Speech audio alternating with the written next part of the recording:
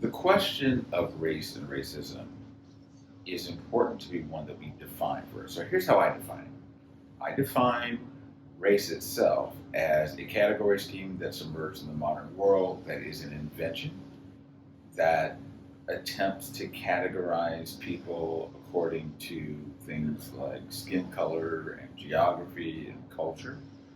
It's been something that's been kind of changing, but it's basically grouped people into certain categories. We think black, white, Asian, etc. It's not really adequate to what any of us is, but it's been very successful as a category scheme because we use the language. Racism is a species of something that human beings have been doing since the fall. And that is finding something about a group of people or a person group of people, finding something about them that is a reason for disliking them, oppressing them, disregarding them, having hostility toward them.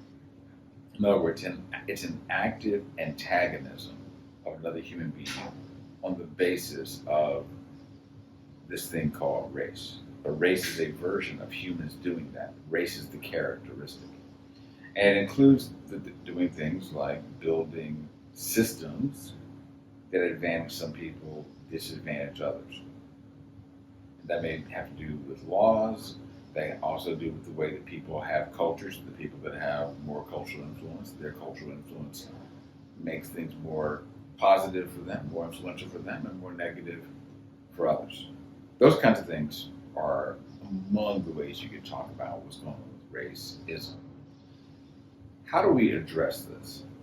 I think what we have to do, first of all, is recognize that what we're doing is trying to find a way to love our neighbors as best as possible, to love all of our neighbors.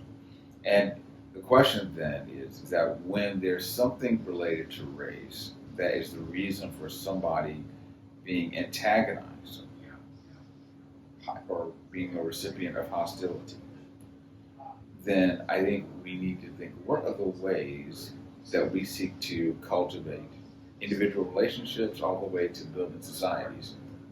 How do we cultivate things that help lead to the flourishing of all people? That, I think, is what we have to do. It's not an easy thing to do. It's something that requires both patience and impatience. We have to have patience for one reason, because none of the things that have humans against humans are going to be all completely resolved until Jesus returns. So whatever improvements we make, there's still always going to be something else. And so that requires patience. But we need to have an impatience to keep us from having an apathy about why it may just take care of itself, or that laws have been passed, or we need to just find better ways to get along and things will just take care of themselves. No, we have to have an impatience about it. And the reason we have to have an impatience about it is because the way that race has worked in our world in the last several hundred years is that it has created an environment, certainly one way in the United States, it functions slightly differently in others, but it's created ways where people have been at odds with each other around this question.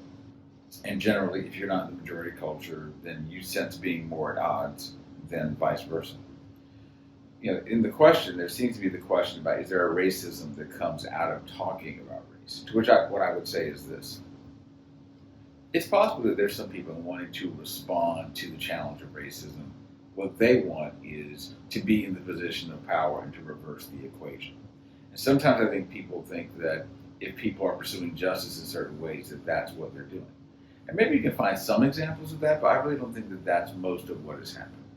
Most of what is still happening is trying to find ways to seek the flourishing of all persons in an environment where the normal way of doing things, by law, to the middle of the 1960s, was putting in place an approach to antagonizing people or limiting the opportunities for flourishing of people that were not non-white. And we're still in the wake of that. I wish we had revival by legislation, but we don't. So I think it's important for us to seek ways to seek the best for all people, to treat everyone with gentleness and respect, but also to pursue justice in our relationships and all the way through the way that we operate within companies, we operate within our government, the way we go about our education, that we discern over and over ways to do this, knowing that it's never going to be perfect, but that we can make some improvements. Big picture, here's the goal that we're seeking.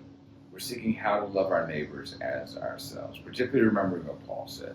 He said in Romans 13, love does no harm to a neighbor. How are we trying to address situations where we know harm has come to our neighbors? How do we address those things as best we can? That's what we ought to be about.